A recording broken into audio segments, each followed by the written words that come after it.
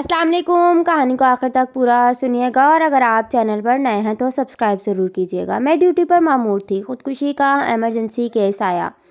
लड़की का नाम आमना था। मैंने 8 साल के कैरियर में ऐसी खूबसूरत लड़की पहली बार देखी थी। वो बेहोशी की हालत में थी। उसको उठा कर लेकर आने वाले उसके वालिद थे। वालिद माशाअल्लाह बेहतरीन पर्सनैलिटी के मालिक थे, मगर बेटी की हालत में उनको उस वक्त बेहाल कर दिया था। पता नहीं क्यों मुझे लड़की का प्यार और उसके वालिद पर बहुत रहम आया था। लड़की को ऑपरेशन थिएटर लेके आया गया। ऑपरेट के लिए उसको दूसरे वार्ड में शिफ्ट कर दिया गया। घर वालों को बताया गया कि लड़की की हालत ख़तरे से बाहर है।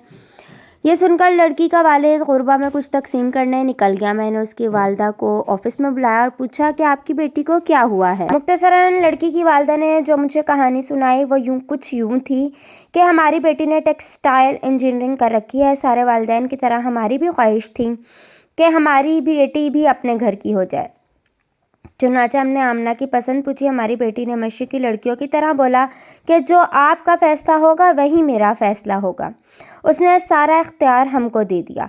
चुनाचा उसके रिश्ते की बात चलाई। आमना को देखने एक फैमिली आई। लवाजमात और ख़िदमात से मुस्तफ़ीद होने के बाद औरतें आमना के कमरे में गईं। एक ने आमना के हाथ से चाय पीने की फरमाइश की। उसके बाद वो लोग चले गए।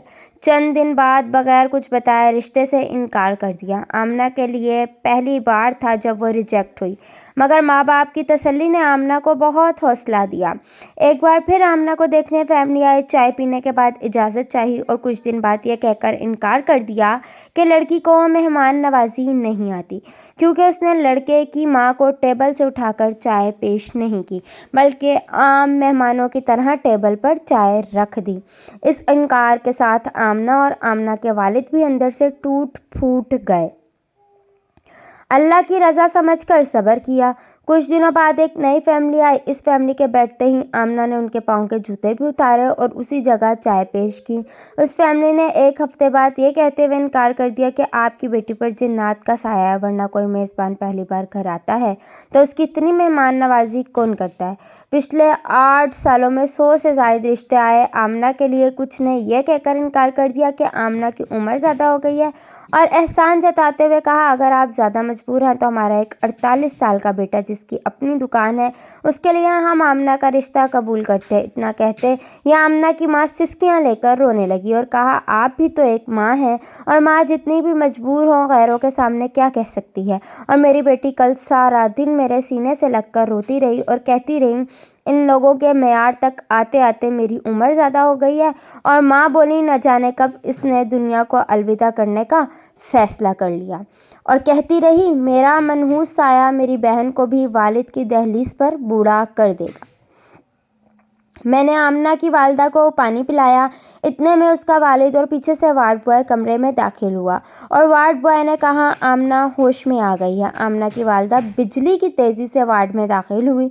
आमना का सर उठा और सीने से लगाकर रोने लगी। इतने में मैं और आमना का बाप भी वार्ड में दाखिल हुए। आमना माँ को छोड़कर बाप के गले लगकर रोने लगी और कहने लगी बाबा बेटियाँ बोझ होती हैं। पापा आपने मुझे क्यों बचाया, मुझे मरने देते ताकि मेरा मनहूस साया घर से निकले और गुड़िया की शादी हो नहीं तो वो भी आपकी दहलीज पर पड़ी रहेगी और बूढ़ी हो जाएगी। आमना का बाप चुपचाप आंसू बहा रहा था। मैंने हालात आउट ऑफ कंट्रोल होते देखे तो मैंने आमना को इंजेक्शन दे दिया और आमना के वालिद को लेकर ऑफिस में आ गई। मैंने आमना और उसकी छोटी बहन को अपने दोनों भाइयों के लिए मांग लिया। आमना के वालिद की आंखें अचानक बरसने लगीं, मगर अब वो आंसू खुशी के थे। मेरे दोनों भाई भी डॉक्टर थे। मैंने उनको अपना फ़ैसला सुना दिया।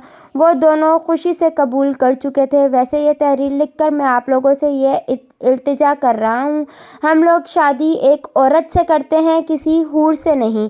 किसी की बेटी को रिजेक्ट करने से पहले उसकी जगह अपनी बेटी को रख कर सोचें।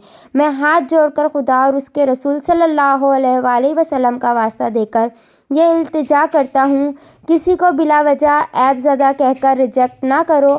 آپ لوگ اللہ کی مخلوق کی عیبوں پر پردہ ڈالو، اللہ آپ کے عیبوں پر پردہ ڈالے گا۔ آپ کے نکالے عیب نہ جانے کتنی لڑکیوں کو قبر میں دھکیل دیتے ہیں۔ اپنا بھی خیال رکھیں، دوسروں کا بھی۔ ویڈیو اگر اچھی لگے تو لائک اور شیئر ضرور کریں۔ مزید اچھی ویڈیو کے لیے میرے چینل کو سبسکرائب ضرور کریں۔ اللہ حافظ۔